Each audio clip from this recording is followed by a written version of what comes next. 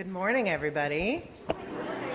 Sorry we're starting a little late. I was just chatting up a storm. So next time, you all have the right to be like, hey, Rev, let's get going. It's like 10:40, for goodness sake. Wow. Okay. Anyways, good morning. Welcome. I'm Reverend Emily Bruce. I'm the minister for this congregation, and I want to welcome you all here to First Parish, whether you are here in person or joining us on Zoom. Let's wave hi to everybody on Zoom. Hello. Thank you for being with us this morning. As Unitarian Universalists, we are a people of diverse beliefs, but we share a common faith. A faith that every single person is worthy of love, a faith that what we do in and for our world today really matters, and a faith that we are connected by an interdependent web to each other and to our earth home. So whoever you are, whomever you love, and however you make meaning of the world around you, please know that you are welcome to be with us here this morning. Our worship theme this month is how can we be deeply rooted in ourselves? And a big part of understanding who you are is knowing your stories, plural, because we've all got more than one, and how they inform your views of the world. We're in a time, I believe, when it seems that truth is up for debate, right? Yes, and it is more important than ever that we, each of us, are able to root ourselves in what is true for us, those values and those beliefs that we have chosen to live out into our world, and to remind ourselves that we have far more power as individuals than we ever give ourselves credit for. I know that is true for me, and it is also true for you. We have the power to tell the truth.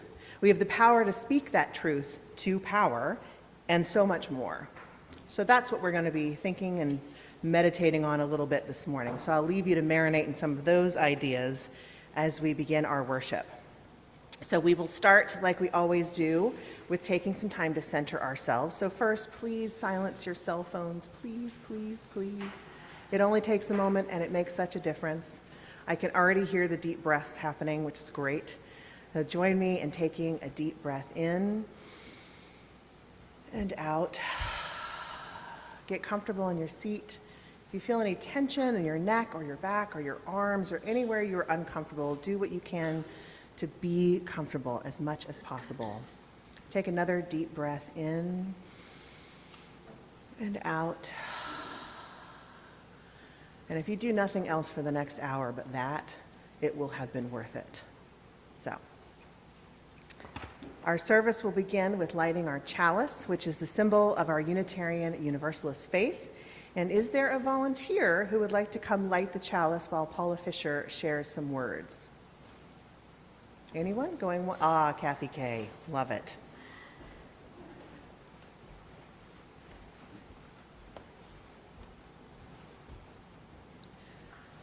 Good morning. My name is Paula Fisher, and I'm a member of the Music Committee. This morning, we light our chalice with these words by the Reverend Lee Kinvey. This chalice is for living, the changing and the becoming. This chalice is for losing the script of your life, the chapters about who you are in other people's stories. This chalice is for the lost GPS that was supposed to show you how to get to where they expected you to go.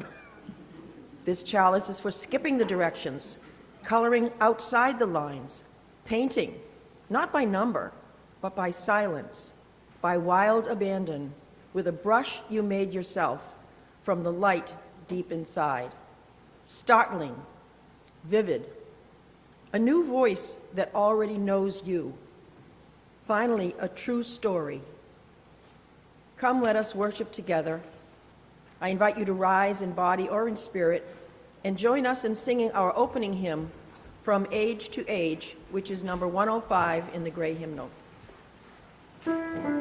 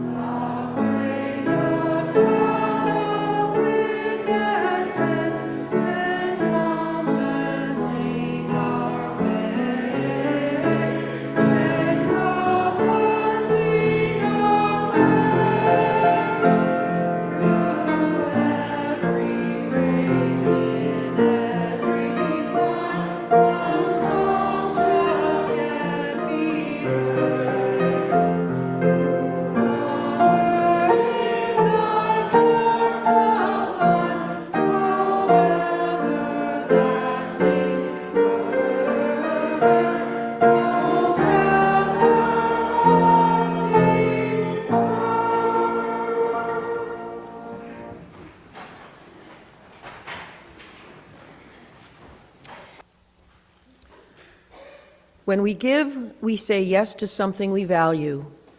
In this congregation, we take up an offering each week to say yes to the values of our UU faith and yes to this beloved community. Please give as you are able. Today's offering will be gratefully received. Our offering today is Winter Lullaby by Pink Zebra.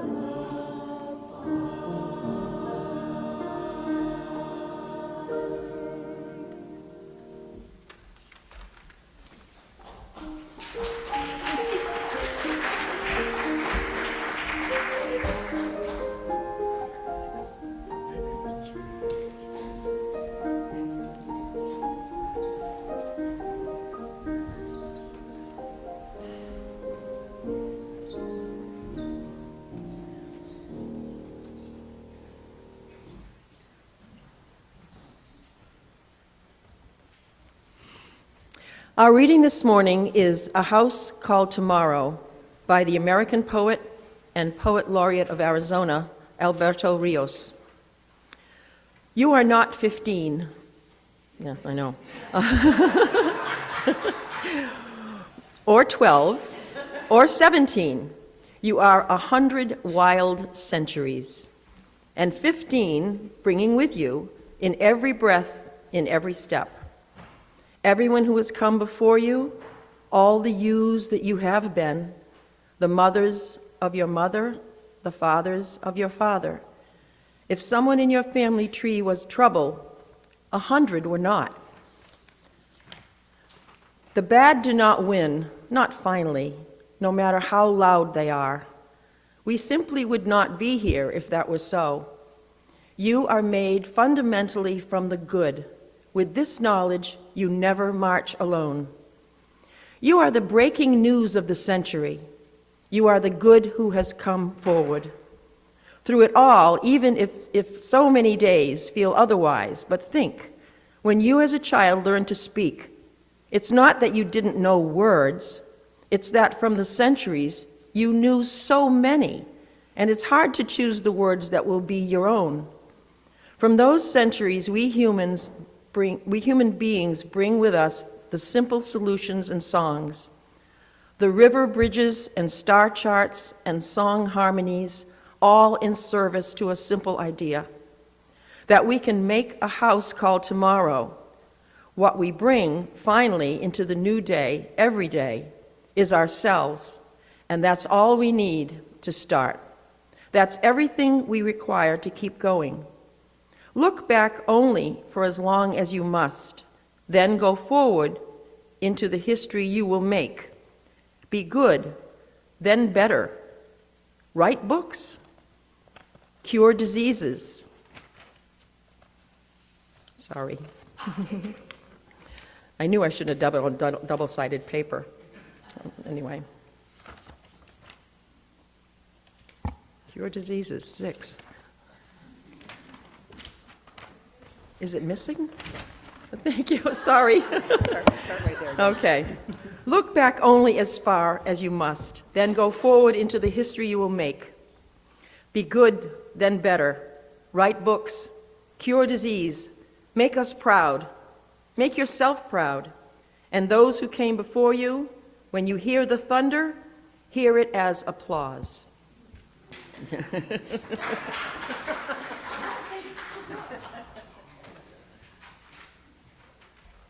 That's okay. Live worship's like live theater. You just got to keep rolling, right? But well done. Thank you, Paula. So, I was scrolling Facebook the other day for the same reasons I usually do, looking for funny cat memes and cat videos. I'm really telling the truth. When I came across a post from a colleague that challenged the reader to, quote, post the worst and yet accurate description you can imagine of a well-known movie and see if I can guess it. I scrolled through the responses, and there were some really funny ones in there.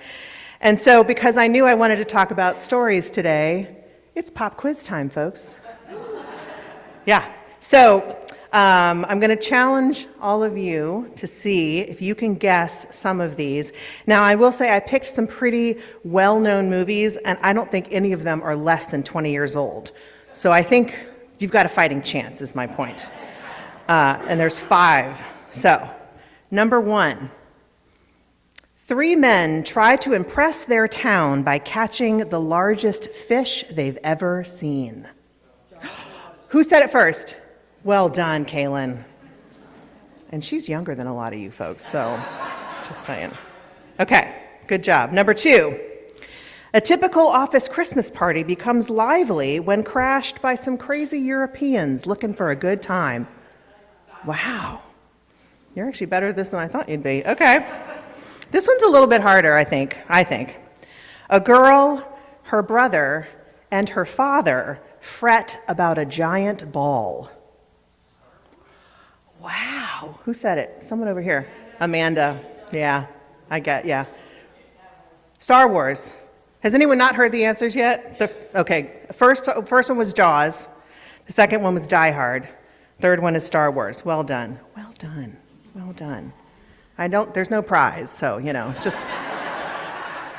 just feeling smug and better than everybody else, but. What's that? My husband will be proud of me. Yes, there you go. Worth its weight in gold, right? Okay, good, okay. Two more. A boy abandoned by his family spends the holiday with two outcasts. Home Alone, all right. Good job. All right, last one. The town hero seeks the love of a beautiful girl and vows to kill the monster that holds her captive. Princess Bride. Nope, not Princess Bride. Beauty and the Beast. Who said it? Who said it? Well done, Valerie. Well done. See, you guys are really good at this. I was just like, huh. I thought that'd be harder. But that's great. I'm so glad you're good at this because I find this exercise fascinating because I've seen all of these movies several times, and I have to admit those descriptions are correct, right? You'd never think to describe the movies that way, but they are correct.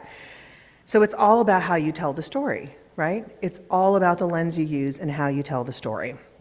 When it comes to the stories we tell, our perspectives have so much to do with how we see the truth of our stories. The truth is the truth, but the lens through which you view that truth can always be manipulated. And unfortunately, we know a lot about manipulated truth these days. Our political system is awash in it. Social media is drowning in it. I'm sure many of you have read the news, the news this week that Meta, the company that owns Facebook, has stopped employing their fact-checking tools, claiming that the online community should do the job of calling out untruths and misleading information. That if Meta were to do it, this is their reasoning, if Meta were to do it, it would be in violation of the rights of free expression. I have lots to freely express about this decision, especially their timing on making this decision. But the reason I bring that into this sermon is not to start trash talking Meta, although I could, but is to make the point, the really sobering point, and this is true, it is getting harder and harder and harder to rely on institutions and platforms to do the difficult and necessary work of preserving the sanctity of truth. The outrage machine that is our media platform today is getting less and less concerned with the truth and more concerned with outrage, clearly, and clicks and likes and attention. The 20th century German philosopher Hannah Arendt, who is a personal favorite of mine, said this about truth and the spreading of misinformation in an interview in 1974. She said, quote, "If everybody always lies to you, the consequence is not that you believe the lies, but rather that nobody believes anything anymore. And a people that can no longer believe anything cannot make up their minds. They are deprived not only of their capacity to act, but also their capacity to think and to judge. And with such a people, you can then do whatever you please." I know.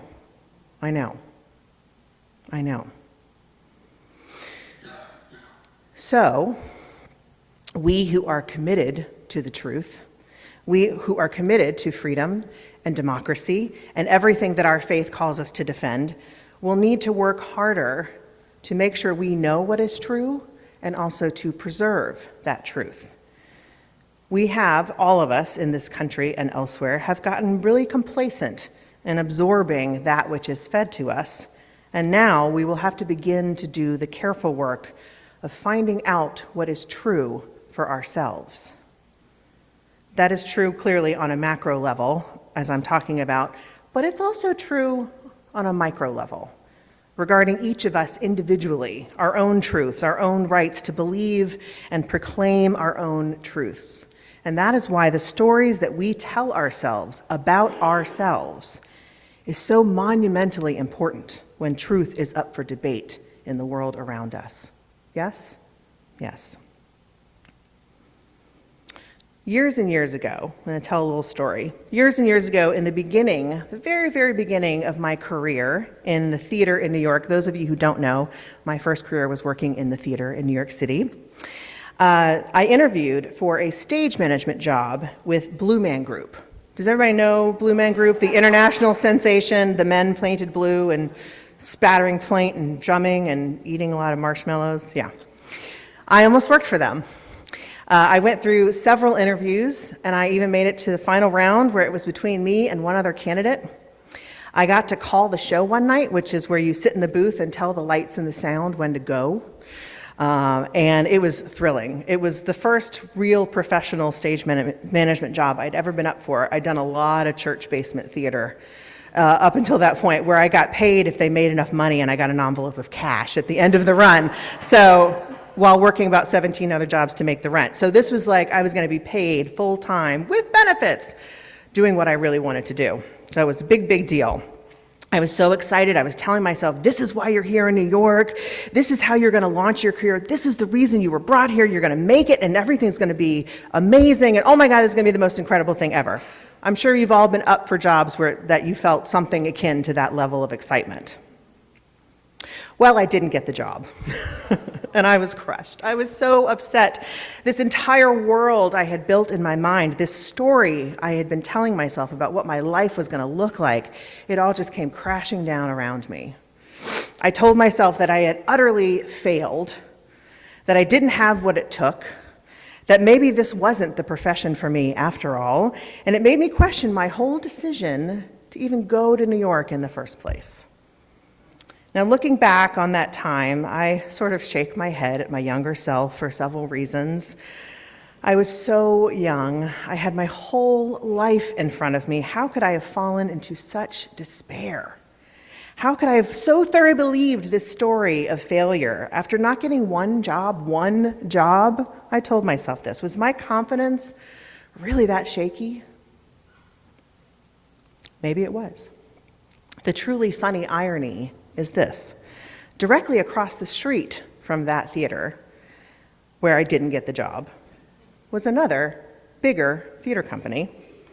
The theater company that was across the street sent Chorus Line and Hair to Broadway.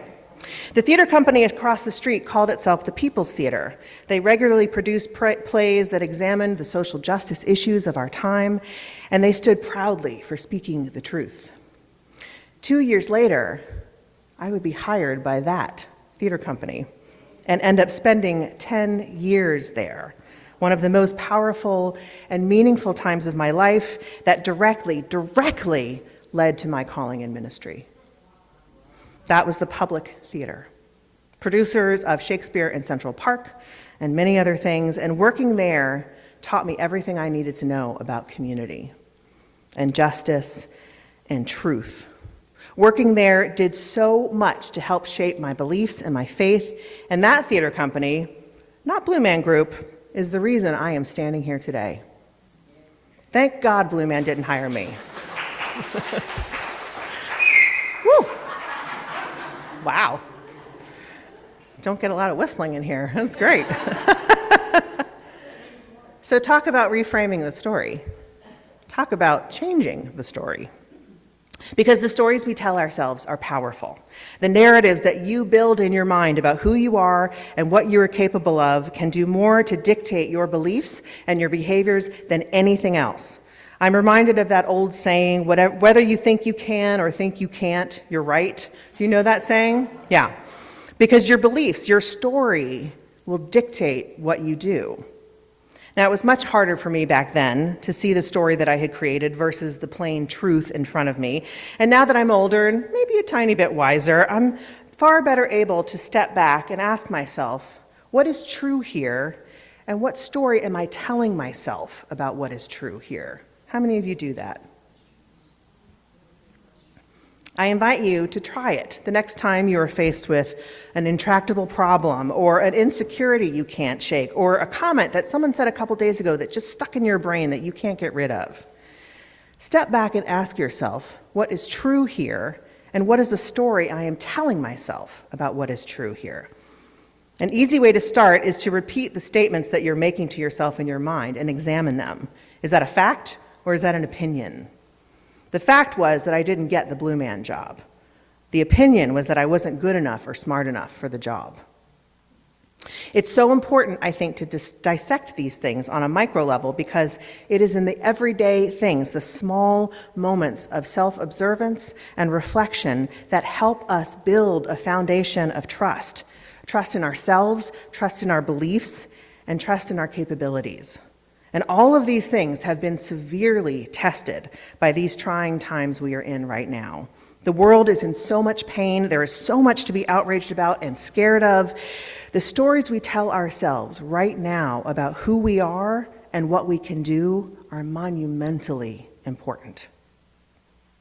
Our ability to answer to this moment, to tell the truth, to tell it to ourselves, to tell it to each other, to fight for and defend those who will be increasingly made unsafe by our political climate, that has everything to do with the stories we tell ourselves about what we can do.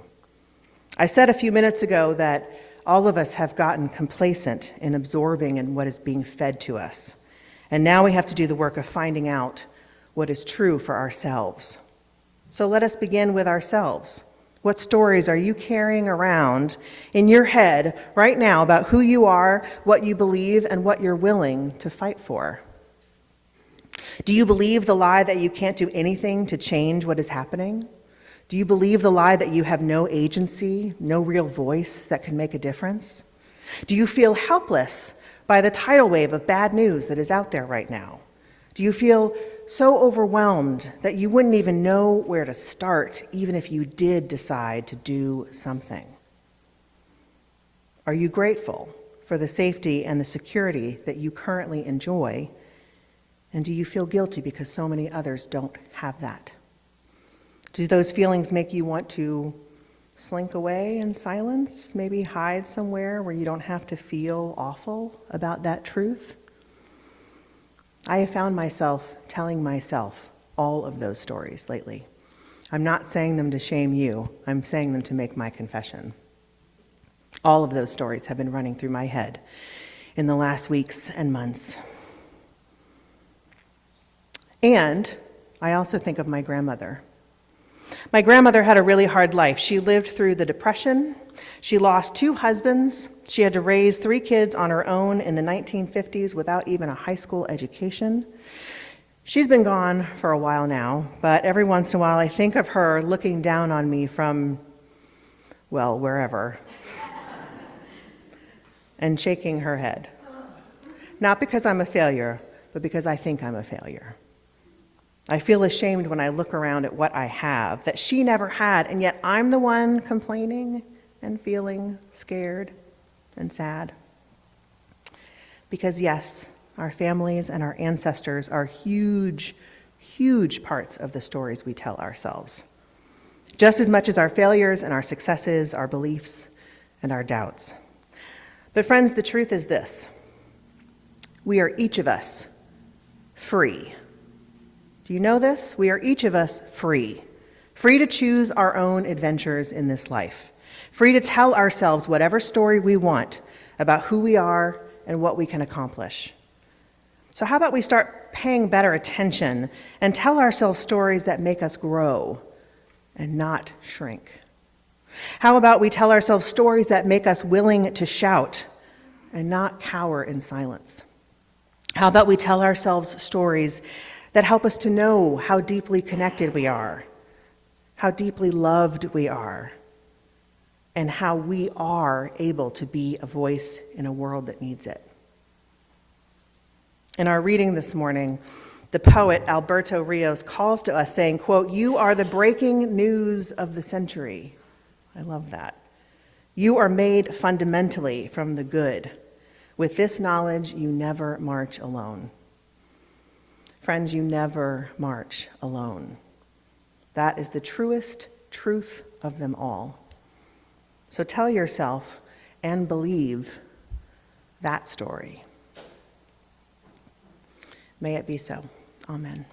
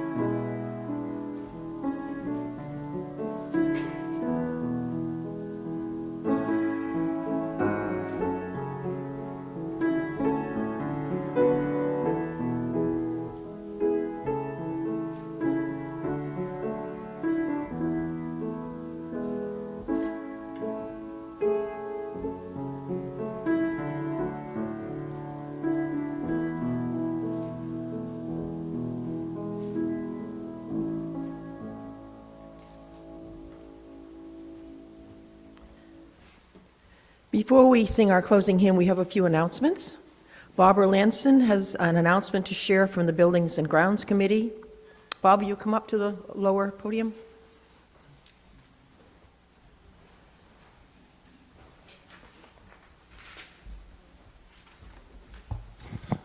Barbara Lanson, Chair of the Building and Grounds Committee, and I'm here to give you a quick update about where we're at in the rebuilding process, or the repair process. For those of you who don't know, last July 4th we had an incident here where an individual who would have been better off watching more cat videos on his social media came in and really did a number on both this building and us. But this lowercase c community rallied, capital C community rallied, and we raised, I think last I heard, like over $75,000 for repairs. And here's the update on that. The cleanup was done in just a few weeks after the incident, in time for some major events we had here this summer. The windows, as you can see, were fixed by the holiday season. All the panels are broken here, the front and the back, they're all set. And even the bulkhead that was damaged, if you didn't know, was fixed in time for us to finally trace down that pesky gas leak that has also now been fixed. Thank you for everyone who let us know about those. Still to be done, we have some shutters that we're expecting to take delivery of this month to replace all the shutters on the front. We're going to be painting those over the spring, finding out some way to hang them either professionally and responsibly or fun. Does anyone have a cherry picker?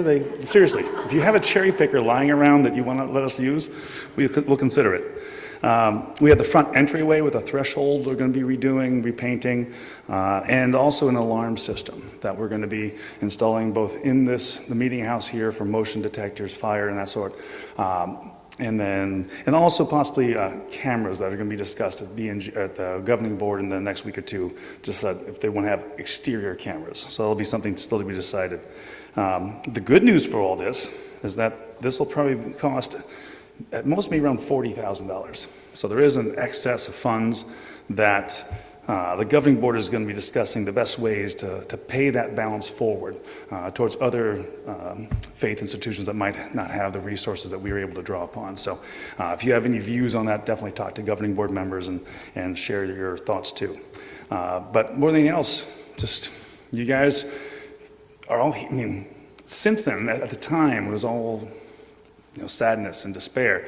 It was an opportunity, and look at how we have all responded. This place is hopping more than it's ever been in my lifetime here. So, thank you all. So.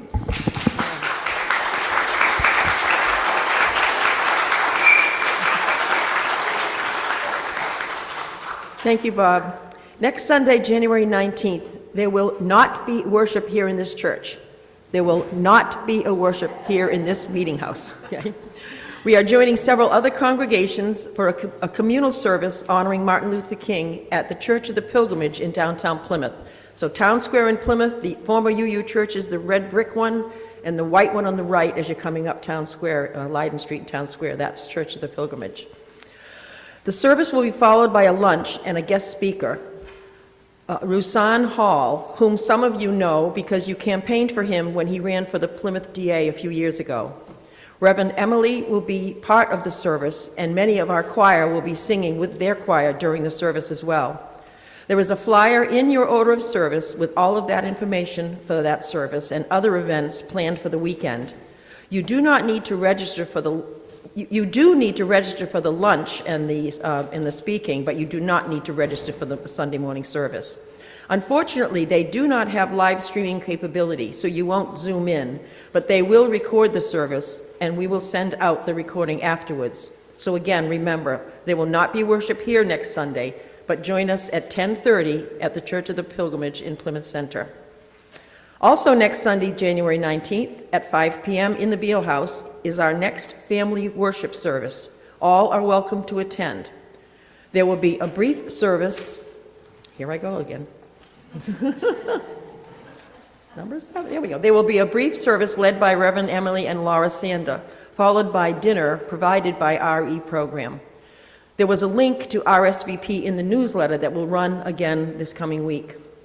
The Matthew Mission Food Pantry has lost their connection to the Massachusetts Food Bank, so they're relying much more heavily on donations now. Because of that, they have asked us to focus our monthly collection on 2 specific and needed staples that going forward: canned tuna and all kinds of dried pasta. We'll run this in the newsletter too, and we'll update signage on the collection baskets. Finally, there are several small group activities coming up: a book club, a sermon writing class, and a group called Readings for Resistance, all led by Reverend Emily. There are descriptions and sign-up links in the newsletter, so check them out and see Reverend Emily if you have any questions. Please join us now in the singing of our closing hymn, The Fire of Commitment, which is number 1028 in the Teal hymnal.